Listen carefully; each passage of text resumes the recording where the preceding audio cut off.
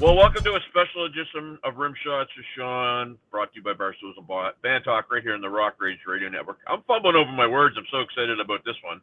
A couple weeks ago, I saw an update on social media for an event that's taking place in October, and I had to reach out to these folks. I have Mr. Jim Neff from a place called Cadillac, Michigan, and any KISS fan will know that place. Jim, how are you, sir? I'm great. And Sean, just one little hockey note before we start, because Please. I know you guys are from Canada and you like your hockey.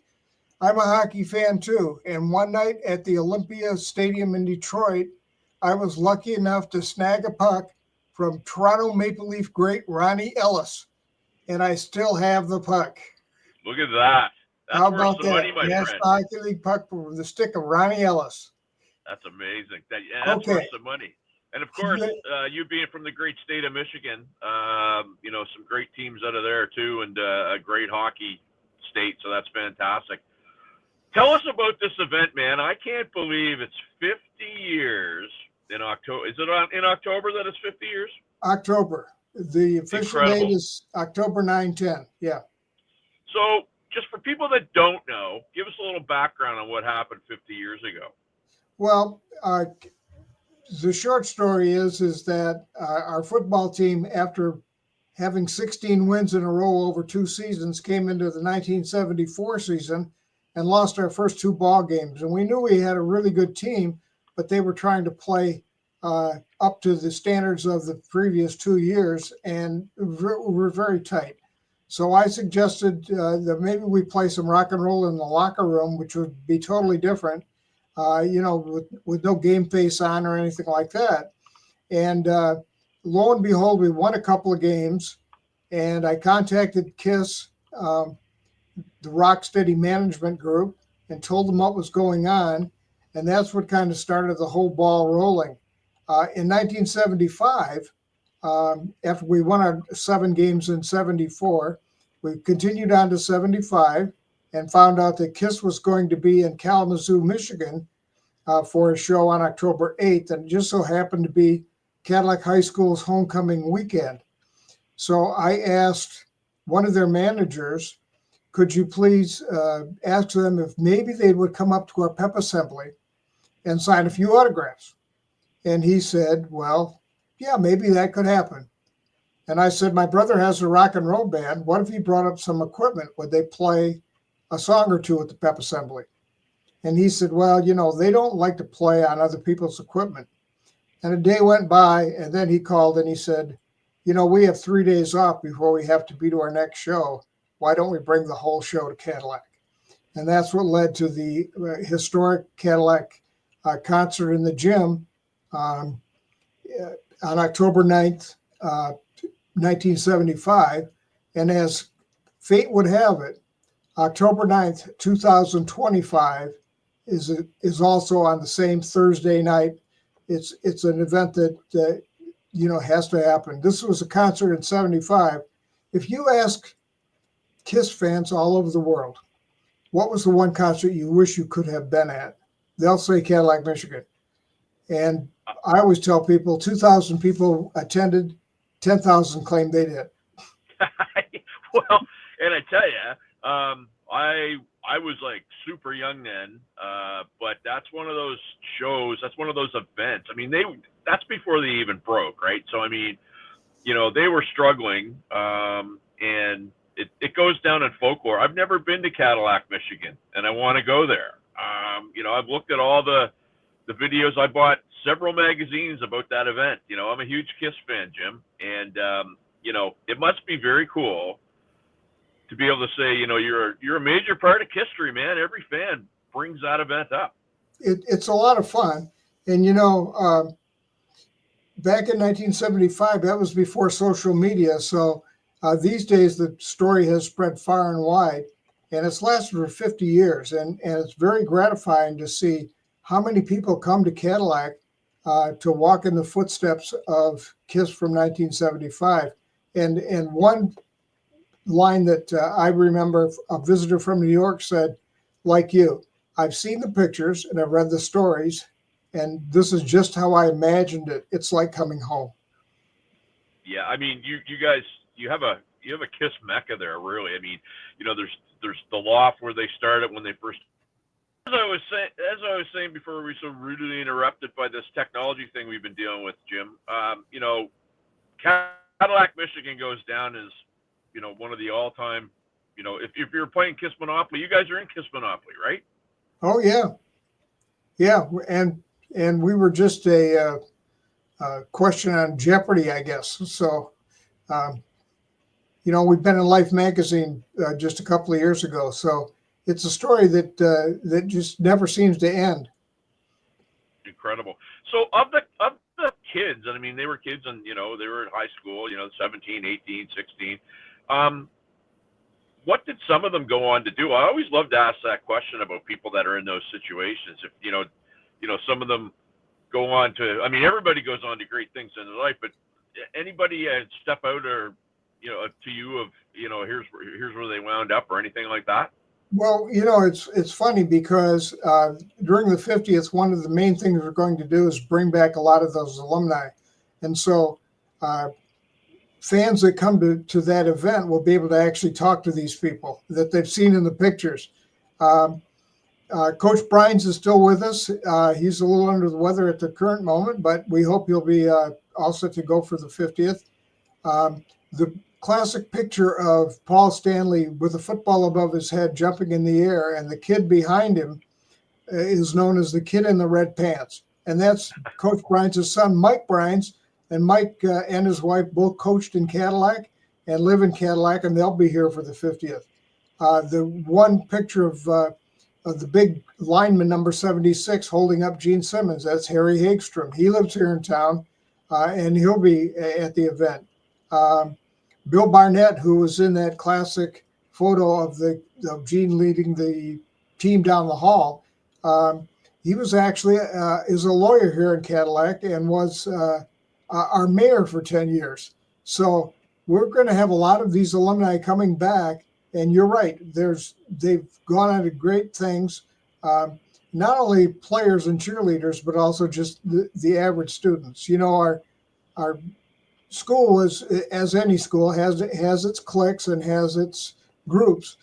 And our principal, John Laurent, who probably had more fun at the event than any man on earth, he said, I tried for 2 years to get the student body to all come together, and Kiss did that in one day. Incredible. And 50 years, I mean, how much has the school changed? I've seen some pictures as recently as maybe 6-8 months ago, and somebody sent me this. It was an aerial picture of, so you see the field and all that stuff. Yeah. But how much has the school changed? Is it still have some, I guess, tinges of what it used to be, or is it pretty new, or in terms of what's done? Absolutely. Absolutely. First of all, downtown, the stores, of course, have changed. There's a couple that actually have been here for 50 years. Wow. And the architecture downtown, where the firehouse was and the parade route and so forth, those storefronts are still much the same. The architecture is the same. As for the school, a new Cadillac High School has been built on the site of the old Cadillac Junior High, but part of the older building, the building where I taught for 29 years, that's still intact and forms the background of a lot of those pictures. Paul Stanley and them marching with the band. The football field itself, the bleachers are still the same. The scoreboard's in the same place. The only thing that's changed really is some brand new nice AstroTurf that was put down, some artificial turf that was put down a couple of years ago. So that is kind of been upgraded. And as far as the gym where the concert was held, it's still pretty close to the same size. We don't have a stage in there anymore. But, Kiss fans would like to stand in that gym. And here's a little personal story. The first concert I ever went to was, the headliners were Chuck Berry, Jerry Lee Lewis, and Buddy Holly. And Buddy Holly I was always a big fan. And I got a chance to visit the Clear Lake, Iowa, the Surf Ballroom, and stand where Buddy played his last show. And so now I come into Cadillac Gym and I watch the people who come into the gym, and it's almost a religious experience. And I say to them, Close your eyes, face where the stage was. Imagine Kiss playing a concert. This is one of the places on earth, one of the few places where you can actually feel rock and roll. So as I was saying, we have a rink that was built here in 1980, but their old rink here is this Halifax. It's the Forum, and the Kiss played there in 75 and 77. You can still see some of the scorch marks on the old wood roof of where their pyro went off. That people, you walk in, you look at it. So I know exactly what you're saying. That to be there must have been pretty cool. I mean, it was a whirlwind. Obviously, anything like that happens, it's a whirlwind. Do you remember that whole sort of time going by very fast, or like for you, how did it go? Well, it was one thing after another. I'll give you one story. Because you're a concert promoter and you realize that it takes a lot of power to run lights, sound, and a band. And back in 1975, we didn't have the power in the Cadillac gym. So one of the road crew members took this big cable that was about this big around, the size of an anaconda. We snaked it out of the gym and down to the power room. And he had two clamps, like battery cable clamps. And he looked at the power grid in the transformer room and he said, I've got the rubber boots on and you've got the rubber gloves. I'm going to clamp onto this. And if I'm right, we've got enough power for the concert. But if I'm wrong, we both could die. And being young and stupid at that time, I said, yeah, go for it. Well, he clamped on, we had power. And so that's just one of the many stories. It was so loud in the Cadillac gym. And luckily we had a bank of windows that we could open on the upper reaches of the gym to let out some of the smokes and flame that you're talking about, as well as the sound. And one of my favorite things is that some people, and they've said this to me, many people over the years, we sat in our backyards 2 miles away and listened to the show.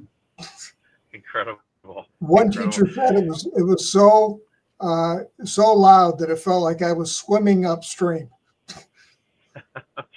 So again, you guys had them there. It was before they broke. People would know about them, but I mean, they didn't become the behemoth that they became. You see all the pictures. I'm sitting at the breakfast with your town people, and people got the makeup on, and that's all right. Cool. Did you get them to spend much time around them, or were they pretty isolated in terms of how they moved around? And no, you know what? They were only here really for October 9th and 10th. And all day, they arrived early in the day on the 9th, and that's when they took pictures with everybody. They went downtown, took pictures with local citizens. They took pictures with the kids, the players. Then, of course, we had the concert. Then the next day, the breakfast that you're talking about. But they were basically in makeup the whole time. Very gracious, just wonderful to be around. I don't think you had one bad thing to say about any interaction that took place. A lot of letters to the editor in the local paper afterwards, praising how nice they were. So that was it was a great experience for everyone. And it couldn't have gone smoother. But was I busy? I was so busy that I did not have a picture taken with me and the band. So no picture. Yeah. All the pictures you see, I don't have one of myself with the band.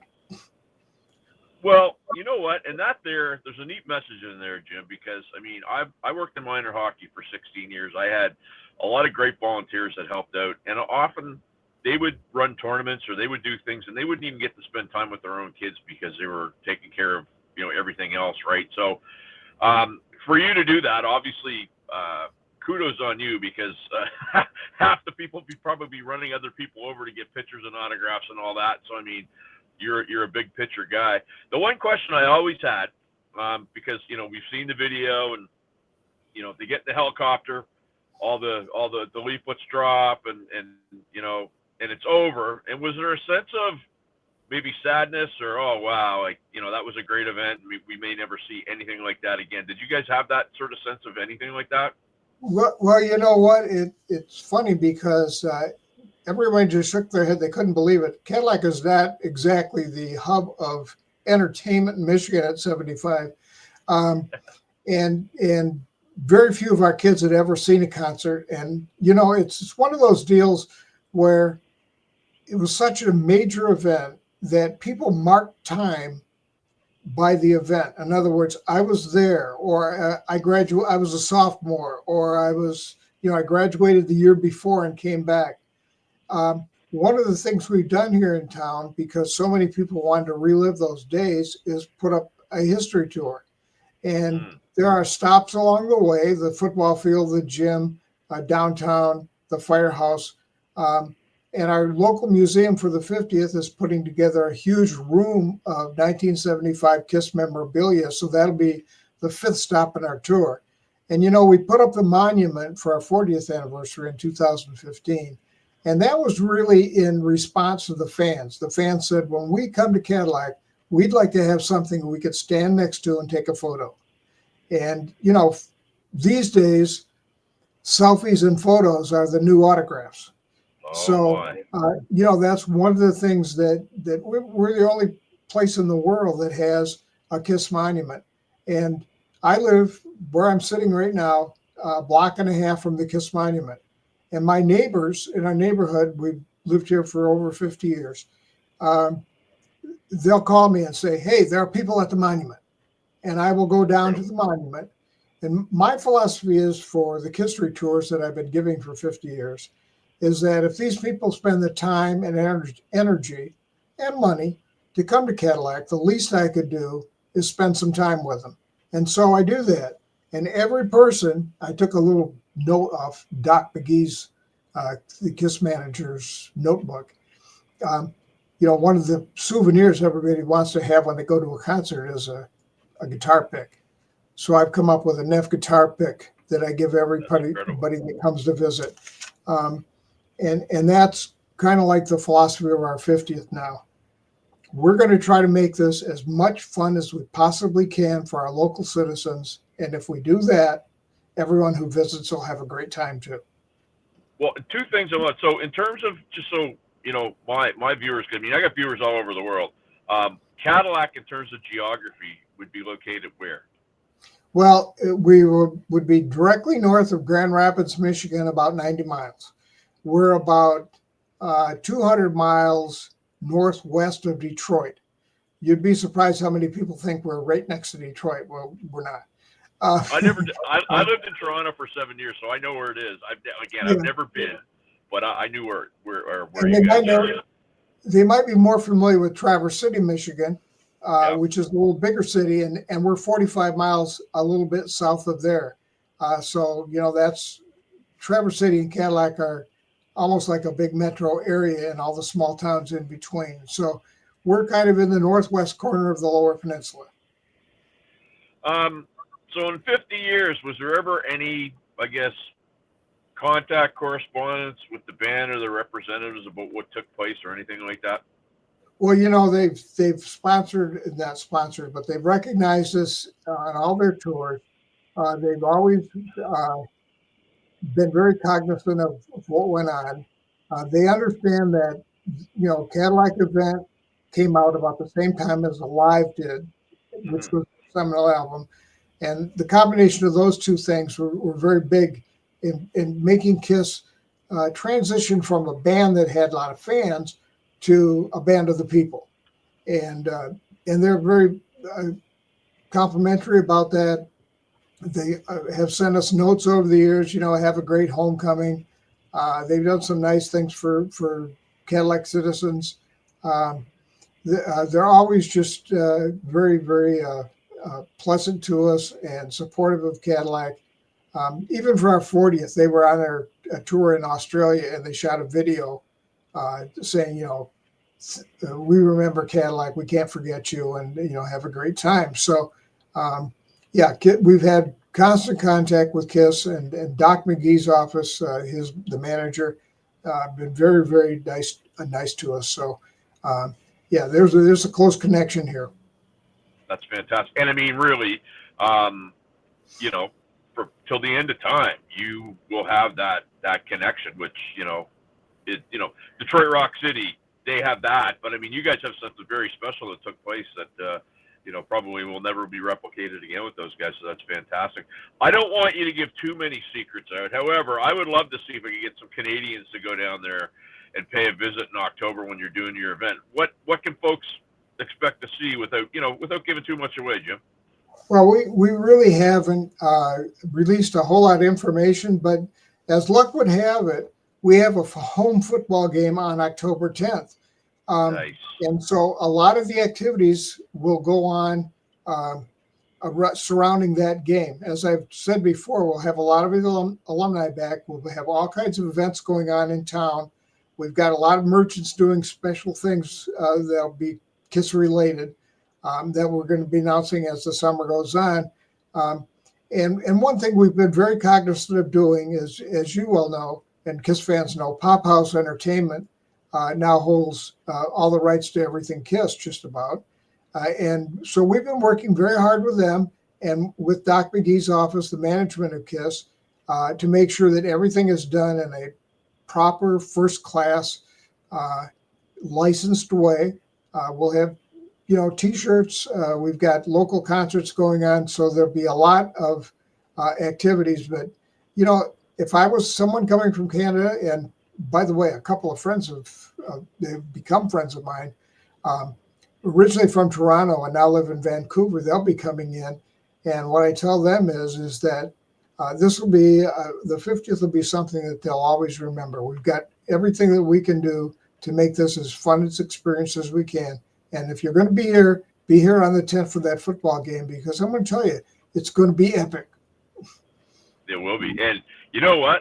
Since I made connection with yourself and Lindsay, my birthday is September 9th, so it's only a month after that. So who knows? I may get down there.